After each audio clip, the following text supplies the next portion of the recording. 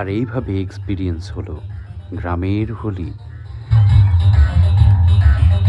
একটু অন্য রকমের প্লেলিস্ট, সেই গান, the macho feeling and everything.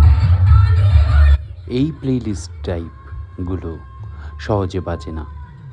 Or we say this is not classic, কিন্তু at the end of the day this is the life. পার্থদার মুখেও শুনিনি এই এক্সপিরিয়েন্সটা। পার্থদা, তুমি যদি কিছু বলো তাহলে বেশ জমে যাবে ব্যাপারটা। যেটা আমি ওখানে ফিল করলাম সেটা হচ্ছে একটা আন্তরিকতা, যেটা কিনা খুবই কম আমরা দেখতে পাই এখন। তবে সেটা আমি ওখানে ফিল করলাম যে কলকাতা থেকে একজন আর্টিস্ট ওখানে পারফর্ম করতে গেছে, এটাই ওদের কাছে অনেক কিছু। তার জন্য স্টেজ করা এবং সেই স্টেজটা নিজেরা করা, অ্যাম্বিয়েন্সগুলো সেটাও নিজেরা হাতে করে তৈরি করা।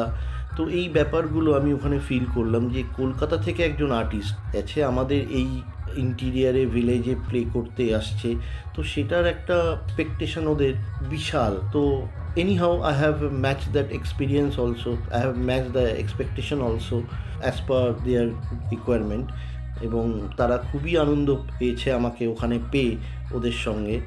এই জিনিসগুলো খুবই প্রয়োজন। আমি চাই প্রতিটা আর্টিস্টের এরকম কিছু এক্সপিরিয়েন্স থাকা উচিত, যে এক্সপিরিয়েন্সগুলো তাদের লাইফ টাইম মেমোরি হয়ে থাকবে। এই মেমোরিজগুলো থাকাটা খুব জরুরি একটা আর্টিস্টের ক্ষেত্রে, সেটা আমার মনে হয়।